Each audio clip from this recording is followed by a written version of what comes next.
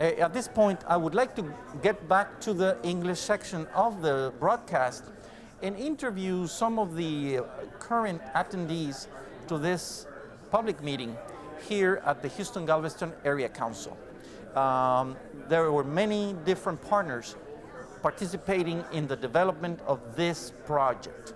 All the public transportation, the transportation planning, Texas Department of Transportation, and other police and emergency management partners gave their input during the development of these recommendations.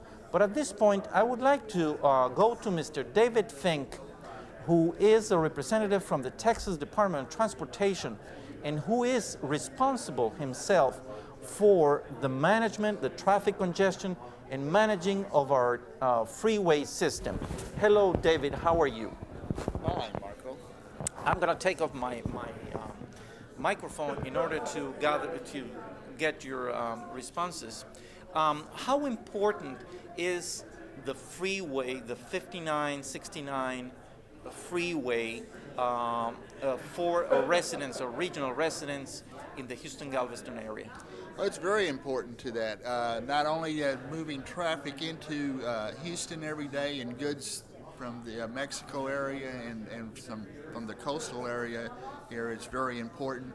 But it's also an important evacuation route through several sections of that freeway. So this study, even though it concentrated for stuff inside of Beltway 8 to downtown, some of these practices could be used elsewhere out there, especially the ramp metering, the variable speed limits and stuff like that. I'll give you great benefit on moving traffic. Now, what is the current situation? What do we see? What do you see in your monitors? Because you have a team dedicated to monitor what's happening out in the freeway system. What do you see nowadays on the 5969 freeway? Well, right now we're trying to do a balance on ramp metering where we allow traffic to get monitor that flow, but when it gets to start stacking up, or queuing is like we call it, we flush it, which then sends that platoon of traffic into the freeway lanes, which then starts the breakdown of the freeway speeds. And you get that going on constantly. That's where you get your lower levels and lower speeds and congestion. The other thing we see is we have traffic flowing freely up to the West Loop, where we have multiple ramps coming on. We have a major toll road coming into that area, and then you have the interchange with the West Loop. Creates congestion there. Another place for high incident rates. So that if we control that speed, variable speed up to that area, that'll smooth that transition through there, and you actually get through there faster and have a more reliable trip. Yeah, you say it in a very simple, in very few words, but I think it's more complicated than that. What is going to happen in case these strategies get implemented? What is going to happen? You're the man behind the scenes. Nobody sees what you do, but everybody is impacted by what your team is doing. If these strategies get implemented, what is going to happen to your team? Would you need more people? I'm going to need more people. I'm going to need more money, because all of this equipment is electronic equipment and it have to be maintained. It is becoming more reliable. We tried the lane control center signals before, and they were very unreliable, so that's why we went away from them, because it actually affected traffic because we had to close the freeway down to maintain them. Nowadays, equipment becoming more reliable. LED technology allows that stuff to work more freely without a lower maintenance cost and more reliable. So that'll helps too.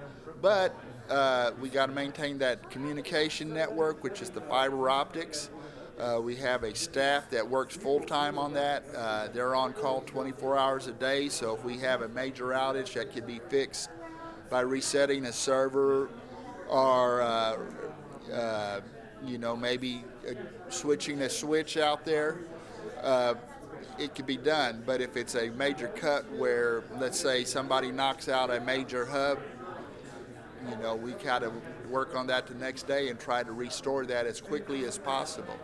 Well, what we see here really is the greater role of technology in our transportation system. It's not automatic, it's not going to happen just by itself, but we will still need a group of qualified individuals Oh, yes. like your team who's going to be checking that everything flows properly and that the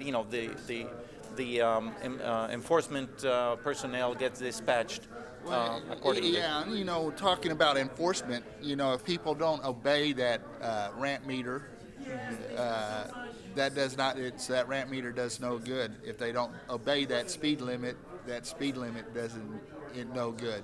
Right. So enforcement's going to be an important component of this, so you get compliance, so people obey those tools that we are putting out there. Thank you very much, David. Mr. David Fink from the Texas Department of Transportation, the man responsible for the flow in our freeway system. Thank you very much. Now I would like to go to our transportation director, the Houston-Galveston Area Council, Mr. Alan Clark. He is the man who coordinates all these study efforts and who has been the head of transportation planning for many, many years. And I would like to ask him, what is the relevance of this study for our freeway system, for our transportation system at a regional level? Well, of course, we have been a very successful community, grown a lot over time, and our road system hasn't been able to grow in a similar way. As a consequence, we're one of the more congested major urban areas when it comes to traveling on our freeways and major highways. And this study acknowledges that building more freeway lanes just isn't possible in some parts of our region, and certainly the Southwest Freeway is a good example of that. So we're looking at how can we use the asset that we have to get more from it? How can we reduce the crashes that are occurring? How can we help travelers understand as they're traveling down the road what their alternatives are? And in the case of this particular freeway, we're looking at how we get on and off of it to the destinations that we're traveling to, trying to reduce the conflict of traffic moving to and from the freeway with traffic trying to travel down the highway. Our consultants have described the benefits of this study, kind of the recommendations, but from the user standpoint, what kind of impact for all individuals, riders, and businesses does this really entail? Because everybody's always very scared about, just the construction process, the closing of the freeway, the closing of the frontage road. What does this study really represent in terms of, a possible delay or impact to our commute? Well, one of the things that we were doing with this study is looking at alternatives that do not require the kind of construction you see out on US 290, for example. So this is not a replacement of the existing freeway system. Many of the things that we're talking about deal with providing better traveler information. We can provide much better information that would inform people of, say, a potential temporary closure due to an accident and how to best travel down the highway to avoid the impacts of it. It would tell, for example, we might be able to use this system to enable people to use the shoulder area if we needed to temporarily bypass an area where there's a collision or a crash. We also have services that are being discussed as opposed to building more lanes of something. For example, one of the things that we're doing is working with the City of Houston and Harris County on how to quickly find where we have stalled vehicles or crashes, make sure we get the right equipment to deal with that at that location, and quickly move those, say a person has a flat tire, want to move that vehicle off the freeway to a safe location where the tire could be changed, or if something else was wrong with the vehicle where that could be safely addressed. And that protects the person in that vehicle that had a stall, but also prevents secondary crashes as people suddenly come upon stopped traffic. So that's not about building another freeway lane, it's about how we're using the freeway we have.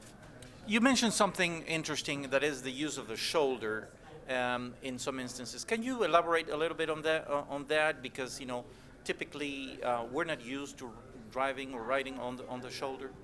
Well, I'm not describing using the shoulder 24 hours a day, but I am saying that there are times when it would be appropriate and safer if we made use of the shoulder area.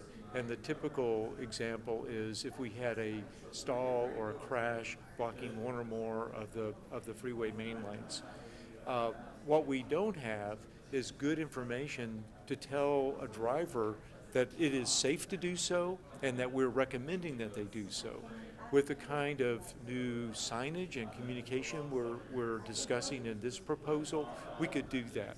So we could say between this distance and some other distance, use the shoulder area and tell them when they need to move back from the shoulder area into the main lane. Correct. Now, something else that has been discussed is the use of the arterial system as alternate to some peak hours or some time where congestion gets just out of control. So can you describe what is this strategy? How is it going to be implemented in the field, in the side street, if you wish, that can offer an alternate route to the commuters and other drivers? Well, I don't know what your experience has been, but most of the time when I find out about a problem on the freeway, I'm already on it, and it's too late for me to do anything. So one of the things that we're talking about is providing this traveler information well in advance of where the incident or problem exists, so you can make a real choice. So maybe I'm living in Fort Bend County, I'm driving down the Southwest Freeway. Before I even get to the Beltway, I see a sign that says, gosh, if I were to stop at the West Belfort Park and Ride, I could get to downtown Houston or Greenway Plaza in 30 minutes. If I stay on the freeway, it's going to take me 45, 50, or maybe 60 minutes. Or perhaps it might say if I exited to US 90, I could save 15 minutes on my commute to my destination. Providing people with information when they can really use it, I think, is a key part of this traveler information system we're talking about. It's not that we don't have any today, but I think we need to be able to provide it more frequently and at the earliest possible opportunity so that drivers can take advantage of it.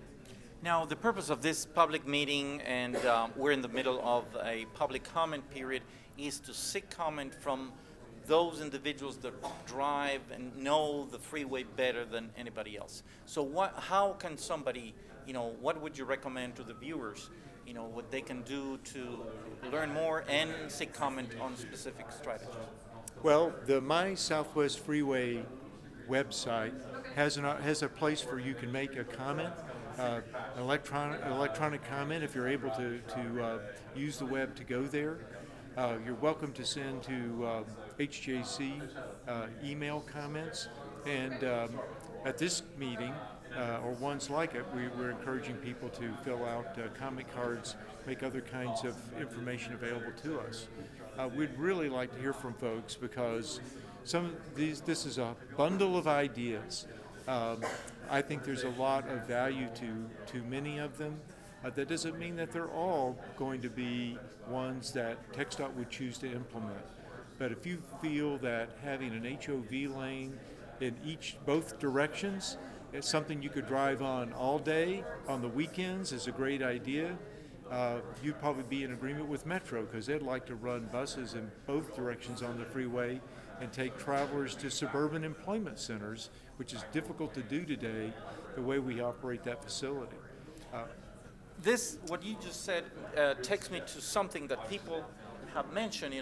The Southwest Freeway seems to be congested in both ways at kind of times that we wouldn't expect that to be. That's Can true. you elaborate on that, please? Well, yes. In fact, the traffic going in the non-peak direction, we call it, people traveling, for example, toward downtown Houston in the afternoon often experience more severe congestion than people who are traveling in what is the traditional peak direction, folks coming from downtown Houston going back out the Southwest Freeway.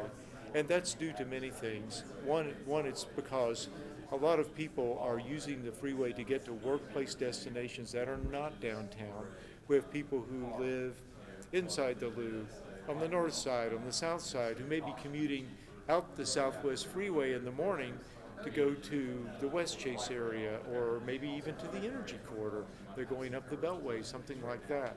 So the number of employment opportunities we have in our region, the fact that there's many locations like the town center in Sugar Land that have great workplace destinations, the fact that many households have more than one person who have a job and you can't live near both jobs, are reasons why we see travel in these off-peak directions. As a consequence, we need to make sure that we are managing our facility in both directions and making effective use of the pavement space we have available. Metro wants to be able to provide more service, more transit access to some of these suburban locations, and so they're interested in the idea of an HOV lane that could go in both ways. But those HOV lanes serve people in carpools, people in van pools, and during the peak periods, people who are willing to pay the toll that's charged on them. Exactly. What you've described really is a region in very fast growing mood, and then a very dynamic region in terms of the movement of goods as well. So this study is trying to address both, a region with a very fast growing population, and our industry, our industrial base, producing more and more goods, our ports shipping and receiving more and more goods. So this is just one of our main transportation, means of transportation that most Houstonians use in a very frequent manner. So we invite the viewers to submit their comments in writing, public comments at h-gac.com. Submit them in via mail to Houston-Galveston Area Council, Transportation Public Comments. That's 3555 Timmons, Houston, Texas 77027. And we encourage all sorts of comments, operational, different, applicable to the different strategies, to specific strategies. And we also invite you to use the interactive application that the Transportation Department has developed to visualize, to give a better idea of what these strategies will look like in the future. Any additional comments, Alan, that you can? Oh, we find comments from those who have time to review our material extremely valuable. You're our unpaid consultant. Thank you so much for your participation. And to our Spanish speakers, we also encourage you, envíenos sus comentarios a que pueden encontrar en la hoja de internet mysouthwestfreeway.com. Es en español, en inglés, ustedes que conocen el freeway, que lo manejan todos los días, que entran y salen en las salidas que hemos descrito. Por favor, revisen los materiales y envíennoslo a la brevedad posible, porque estos comentarios serán añadidos al estudio y presentados a los que toman las decisiones sobre la inversión que se va a hacer en esta vía rápida tan importante para la zona de Houston. Mi nombre es Marco Bracamontes, soy el gerente de comunicaciones del Departamento de Transporte del Concilio del Área de Houston-Galveston, y él ha sido el señor Alan Clark, director de transporte, de planeación de transporte del Concilio del Área de Houston-Galveston.